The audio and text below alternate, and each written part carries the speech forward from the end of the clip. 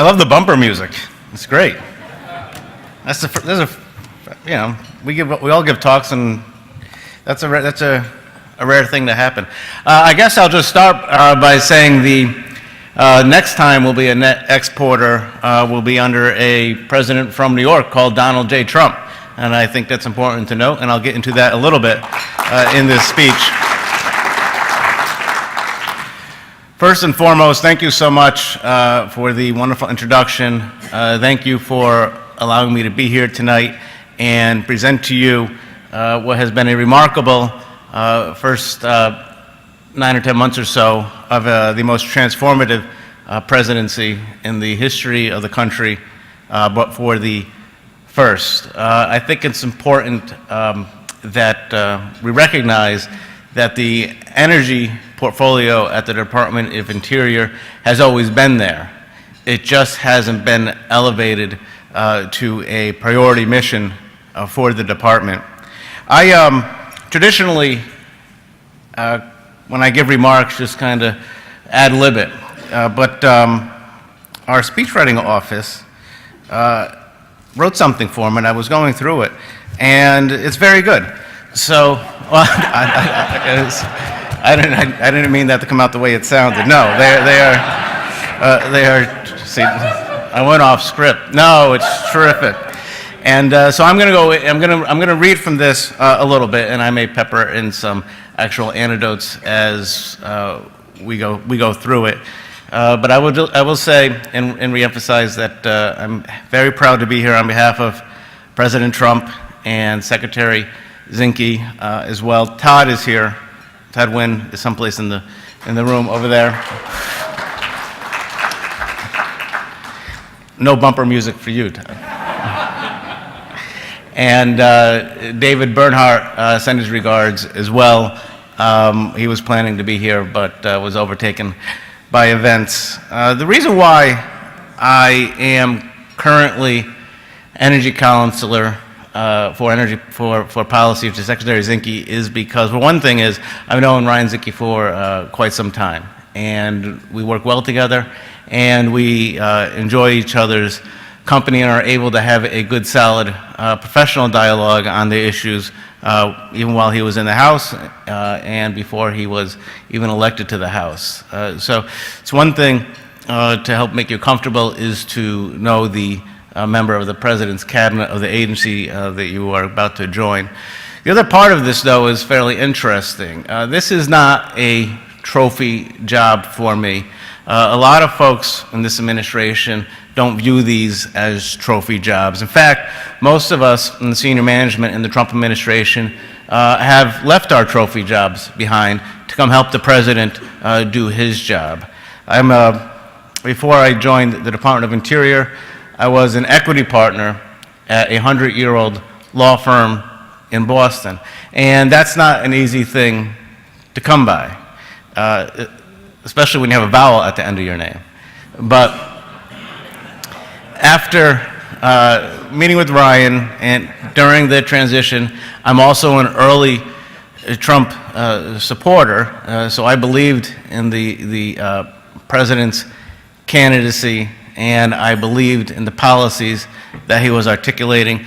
And he was talking about energy, and I had some discussions with him on this on the campaign trail, well ahead of anybody else. Nobody was talking about energy dominance on the campaign trail. Well, President Trump did. So when he designated Ryan Zinke to be Secretary of Interior, and we were talking about the portfolio there, and we were digging into it, I couldn't believe the enormity of the energy resources that we hold. And he and the President decided that the Department of Interior needed to focus on energy for a variety of reasons, but to keep it simple, we'll say the energy economy should be a force in this country like it is in others. So with the commitment of the President and the Secretary to ensuring that the energy portfolio was going to be something new and that they were going to create a new position, a new job, a new office to focus on that, I viewed that as too much of an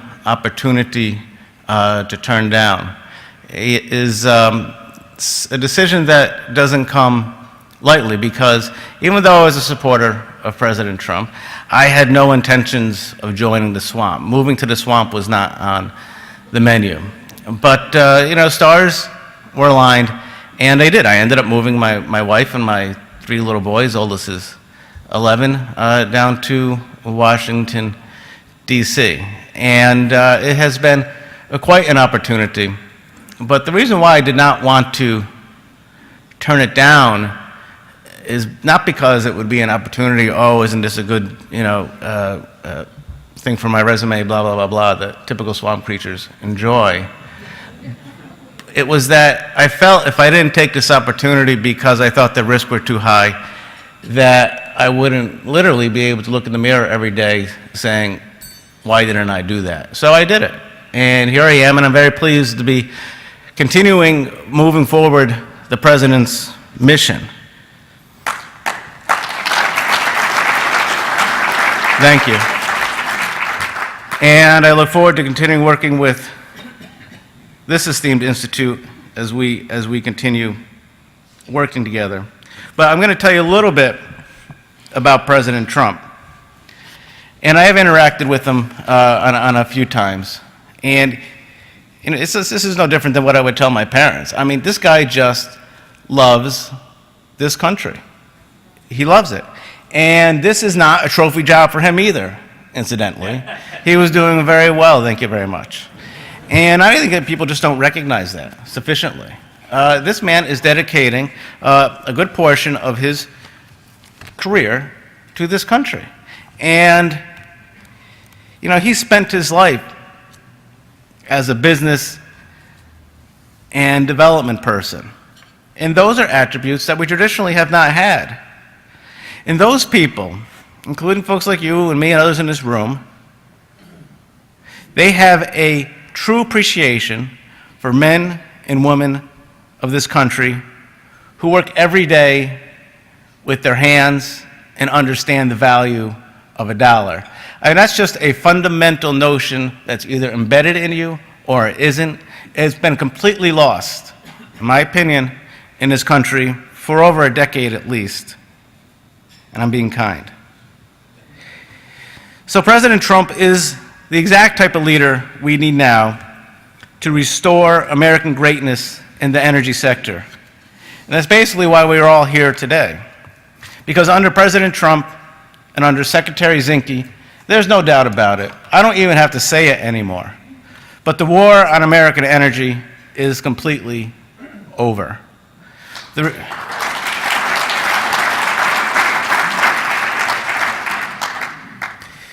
remarks by the senator buttress that too, and folks are recognizing it. At the Department of Interior, we manage about 20% of our nation's land. That spans 12 time zones. So our energy portfolio is huge. It's oil, it's gas, it's all of the above, like the senator said. It's coal, hydroelectric, wind, solar, geothermal, and biomass. We are, actually nobody knew this, or recognized this, or appreciated it, but we also generate the second largest amount of hydroelectricity in the country, which means we basically are a public utility. And that's a whole nother story for a different day. But we are focused on trying to bring corporate, and I do mean corporate in the business sense, management to our hydroelectric generation portfolio. But first things first, it's important for everybody to know that American First energy policy means prioritizing our country's interest. And that means we are removing the unnecessary and burdensome regulations, punitive regulations, that have made energy less competitive on the world stage. That is exactly what we have been doing. We do it every day. We're focused on it, and it is the tangible effect of having a president who believes in free markets, he believes in limited government, and probably most importantly, he believes in them because he knows those are the elements for American greatness. Recently, recently we did publish our Energy Burdens Report. And that's a special title because Energy Burdens Report, it highlights the actions that we have taken It highlights the actions that we plan to execute to move our energy economy to a dominant one. It also explains some of the actual things that we have been doing since the president took office. A lot of what we've been doing the first initial months was kind of defense, unringing the bell of the last 10 years or so, right? And people ask me, well, what can we do? What's happening? What's going to be next? I said, just read the executive orders. Read the secretarial orders. That's our menu. That's exactly what we're doing. And now as we move towards offense, we're charting a new course off of those executive orders, off of those secretarial orders. And that's a new course for a relationship between the government and industry.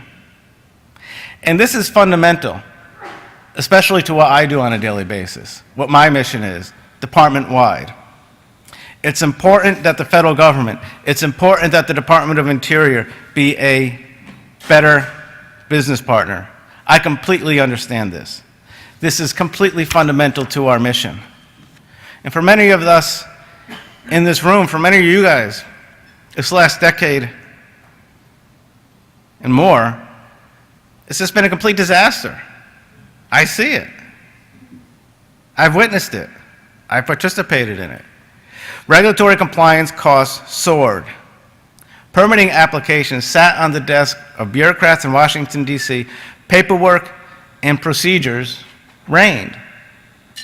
That's no more.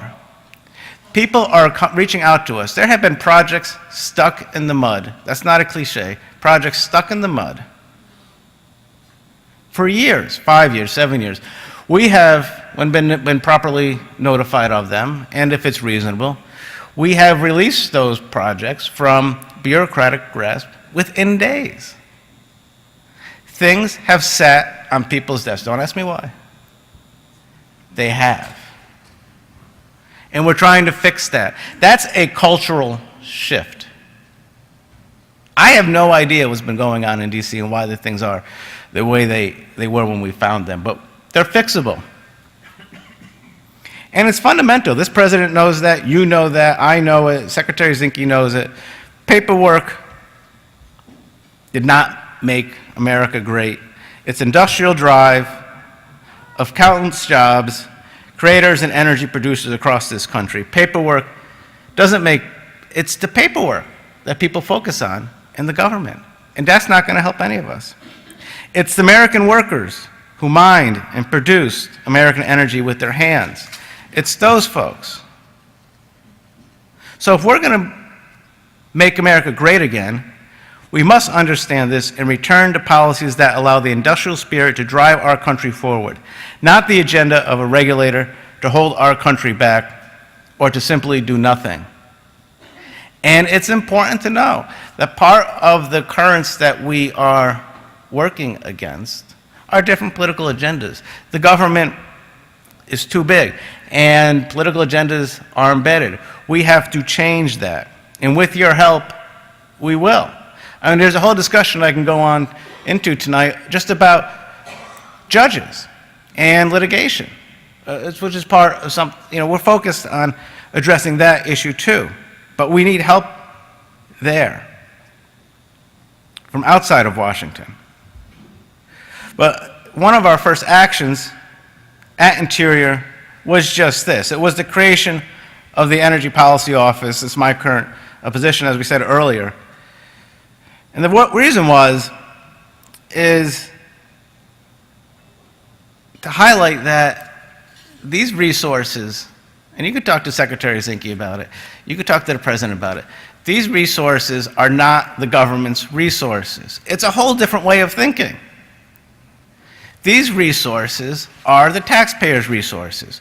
So it's our job to make sure that the taxpayers receive value for their energy resources.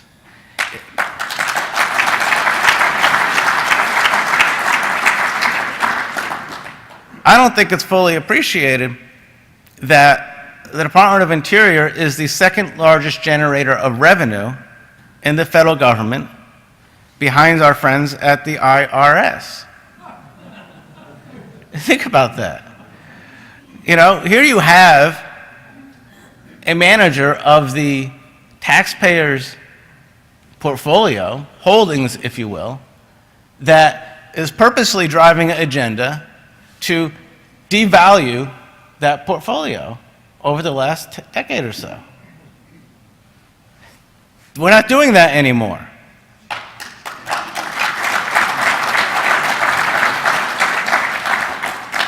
We are adding value to the taxpayers' portfolio. It's already tangible. We are measuring ourselves, and by we, I mean myself, other senior managers at the department, Secretary Zinke, by the amount of production that goes up and by the amount of revenue we increase. That's our metric, and so far, so good. And that goes towards energy dominance.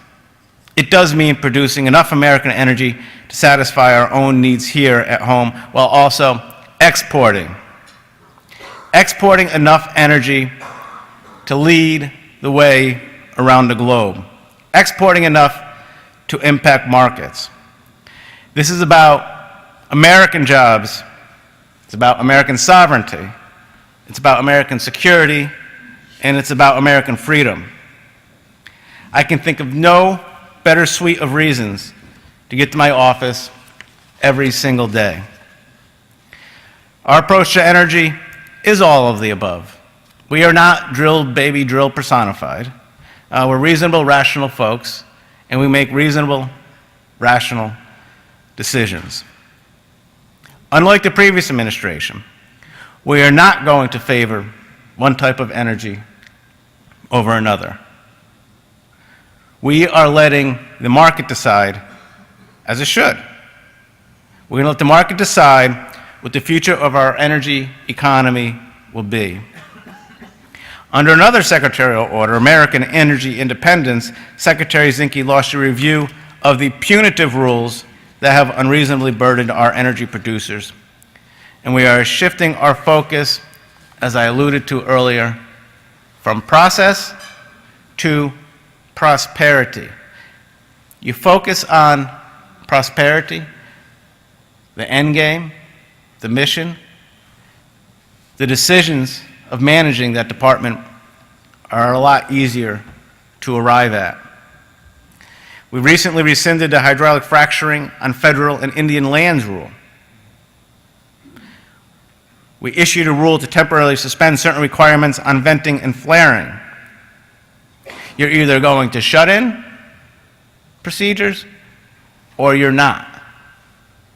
These rules do not have any benefit.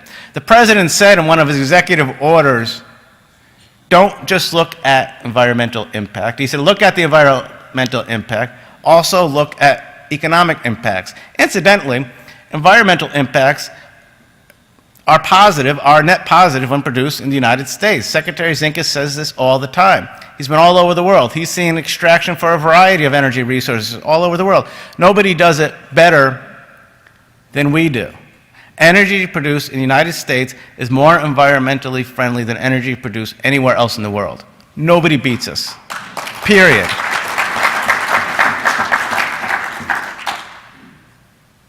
We re-examined, and we continue to do so, the use of compensatory mitigation policies, of which I'm sure you're very familiar. Those practices, we understand, have held our investors, the producers, hostage. We also launched the Royalty Policy Committee. I'm chairing that committee, and I assure you that the public is going to receive the full value of energy produced on federal lands. I mentioned the remarkable amount of revenue that Interior produces. You'd be surprised, I am, how none of the financial aspects of this gigantic department have been examined. I mean, my job just a few months ago, we're doing due diligence. I'm a deal lawyer. You do due diligence. You re-examine power purchase agreement. Everything has been just kind of, bumping along. Get along, go along. And This is a job. We're all working very hard. We're doing this for a reason. So we are going to re-examine through the Royalty Policy Committee and other organizations within the department our revenue management and our deals. This is, in fact, a bold new approach to energy policy. So instead of creating more rules, more government, more bureaucracy, and more programs, we have launched this new strategy that's going to lead us towards energy dominance.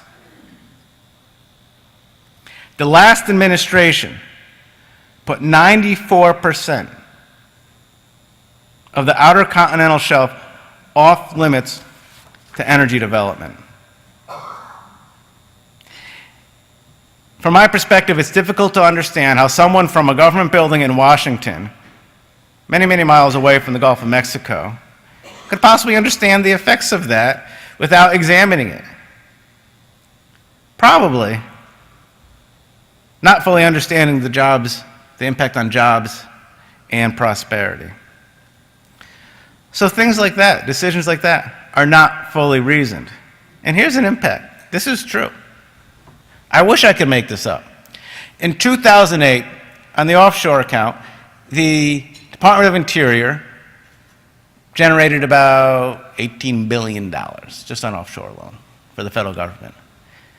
In 2016, last year, it generated under $3 billion. That's $15 billion gap over 10 years. That's not $15 billion over 10 years. That's like average about $10 billion a year the federal government lost. It's fixable. Secretary Zinke's order on an America First offshore energy strategy calls for a new 5-year program to responsibly develop the outer continental shelf and generate much more needed revenue. It's important to note, these revenue funds, the revenue funds the maintenance for our national parks, as well as a bunch of other conservation programs and initiatives all across the country and the insular areas. Nobody owns the labels environmentalist or conservationist. We all are environmentalists. We all are conservationists. Those programs that support environmentalism and conservation are funded by revenue generated by the Department of Interior. That order also helps us restore the regulatory certainty that our investors so badly need. How we manage our resources is being adjusted so it can be more of a predictable, in a more predictable manner. And the key to that is, if you're trying to do business with a partner, right? We all know this. You need a partner that's going to be predictable. You don't need a partner that's going to wake up one day and decide to do a regulation because they decide to punish you for whatever reason, in any circumstance. And we understand that. So being a better business partner is key to us.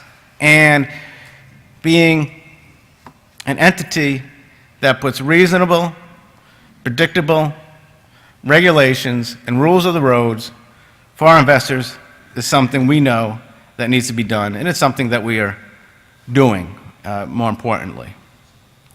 Some other orders from Secretary Zinke included 1, to jumpstart Alaskan energy production and the National Petroleum Reserve, and assess potential energy resources in the 1002 area of the North Slope. This is a responsible plan for responsible development. We are focused on areas specifically set aside for energy development. That area was set aside for energy development under President Jimmy Carter. Nobody has taken advantage of this since its inception. President Trump is. That's a once-in-a-life opportunity. This is a once-in-a-lifetime opportunity for us, for this country, for energy dominance. We're also looking for ways to expedite the permitting process. Secretary Zinke just a couple of weeks ago established an executive committee to expedite permitting, which I'm also proud to chair. We need to expedite to ensure regulatory certainty, save taxpayer money, and sync up our bureaucratic opinions. When it comes to the National Environmental Policy Act, each agency involved in the process has to sign off on the application individually. And so it goes, one by one, regulator by regulator. And by the time it's finally approved, if it is approved, I'll add, the proposal could be nearly a decade old. That's completely unacceptable. Because it suppresses development. It delays the promise of the American dream for working families who rely on these jobs. It undermines American competitiveness, which is key. It undermines our competitiveness with countries whose regulatory framework is vastly less complicated than ours. And yes, I am studying other countries and how they conduct themselves and why. I'm in a unique position. I get to view Mexico as a competitor. I get to view Canada as a competitor for investor dollars. And I'm just not picking it. There's other countries, obviously, but there are other places that do better programming and permitting quicker, faster than us, and the environmental review isn't shattered. We can do solid environmental review in a shorter amount of time, and that is exactly our objective. Secretary Zinke, I assure you, understands this challenge. That's why there was another recent order that focuses specifically on streamlining NEPA. You notice that we have shortened pagination requirements and things of that nature. But most importantly, I think what we're going to end up doing is harmonizing across the board environmental review. If you have to deal with the BLM or you have to deal with fish, you shouldn't have to deal with them separately, especially when they're under one roof. If you have to deal with forestry, you have to deal with fish, you have to deal with BLM, you shouldn't have to deal with them separately. The president is focused on that. His vision is one that gets government out of the way. And I firmly believe myself, sometimes the best thing the government can do, the best thing, well, I'll say, since I'm a Fed now, the best thing the federal government can do, believe me, is to get the heck out of the way. And we are using, thank you, regulatory reform and to its discretion to achieve that and implement that. Secretary Zinke, this is more of a structural element, is looking towards a joint model organization. So a lot of the solutions just come down to common sense and good governance and tested business management. With regards to the joint model, it's about getting everybody in the room to work together across the agencies and seriously cut down time, money, and paperwork. I mean, we do, at the Department of Interior, I don't know, 30 people have to sign off on something. Don't ask me why. And so we're basically trying to get everybody in the same room and go through things one at a time. It just expedites it, right? And just to be quicker and exchange ideas. You know, one of the problems I've identified, I don't mean to laugh, but unfortunately, it hits my funny bone. I'm one of the last people to sign a document in the department before it goes to the secretary, and if I sign something, it then, for some reason, was going back to, 6 people down the hallway. In the real world, well, in the business world, if an executive signs something, it moves forward, not backward. So I'm like, when I realized what was happening, I go, what's going on? I asked a question, it goes, oh, it has to go back to the process, this could change that. And, well, no, that's unacceptable. And I think a lot of these changes, like I said, are common sense. And fortunately, Secretary Zinke, me, and and a handful of others recognize and have a good common sense attitude towards this. So I think the management of Interior is being recognized for being solid management. And the key to that, is Secretary Zinke. I mean, don't forget, Navy SEAL, this is how he operated in the military too. It's how they fight fires out west. And basically, it's going to be how we get done, I believe this, permitting done in a shorter amount of time while still upholding those environmental standards. I know this, and this is key. It can be done because the last administration was able to get permitting for a solar project down to 10 months. That was their priority. Politics aside, they were able to get a solar project down to 10 months because they decided to pick winners and losers in the energy market. Just because we want the free market to pick the winners and losers, and we want the investors to obviously invest in federal energy resources, doesn't mean that we have to abandon the fundamental principles of being quicker and better at what we do. The only thing this administration is prioritizing is the American people. The previous president's Interior Department banned coal leasing on federal lands. We overturned that coal moratorium right after Secretary Zinke was sworn in.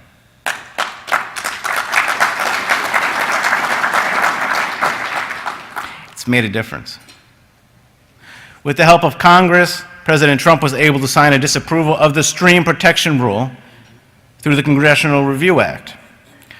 We watched as the state of Virginia went from a place that had lost hope under the previous administration to being second in the nation in GDP growth in the first quarter.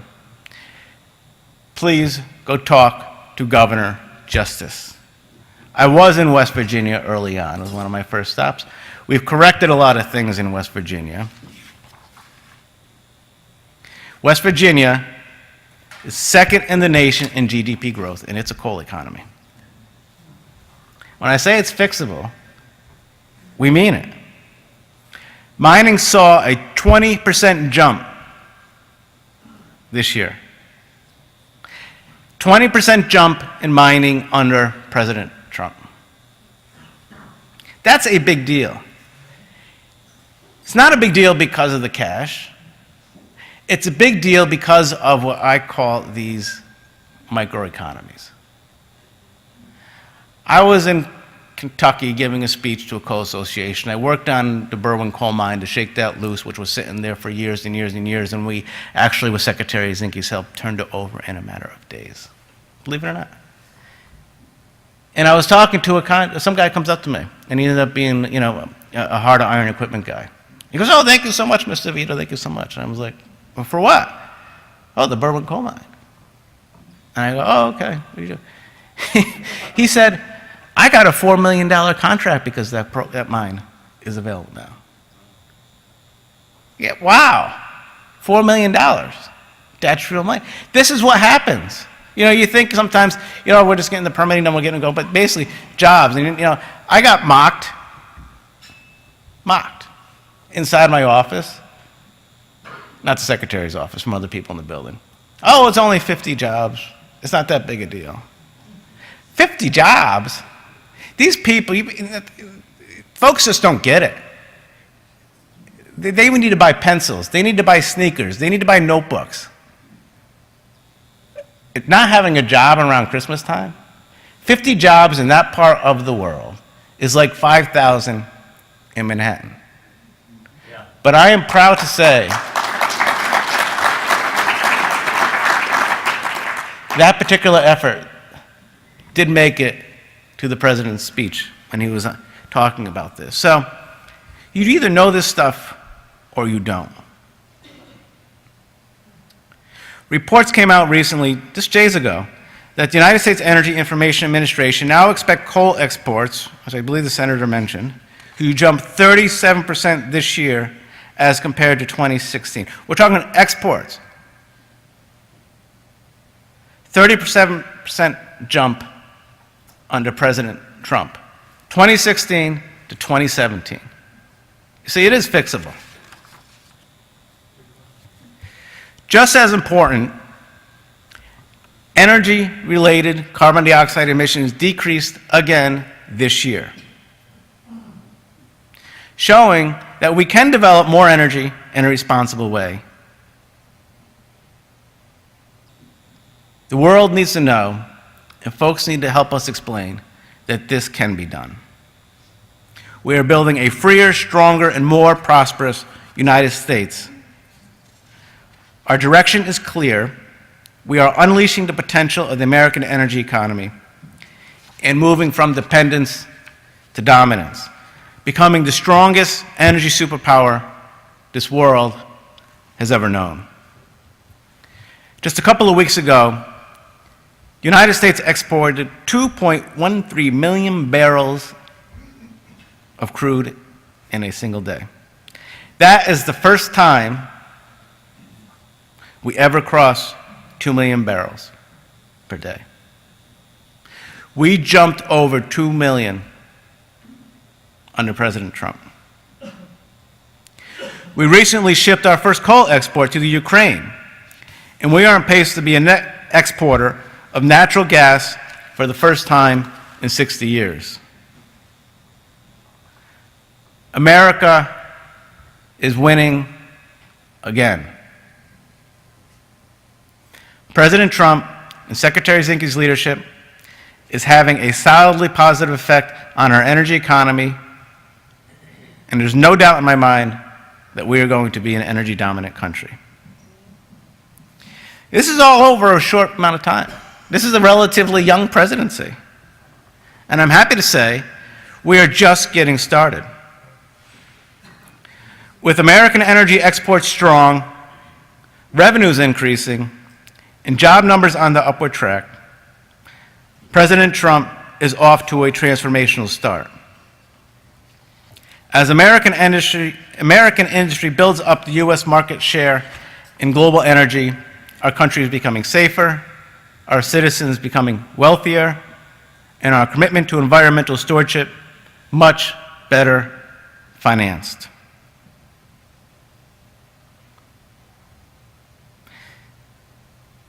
One of my favorite quotes from the president, and they gave me more. I think I'm going to close on this because I'm running a little long. I'll give myself the hook. But this is good. So one of my favorite quotes from the president is that he said, "I was elected to represent the citizens of Pittsburgh, not Paris."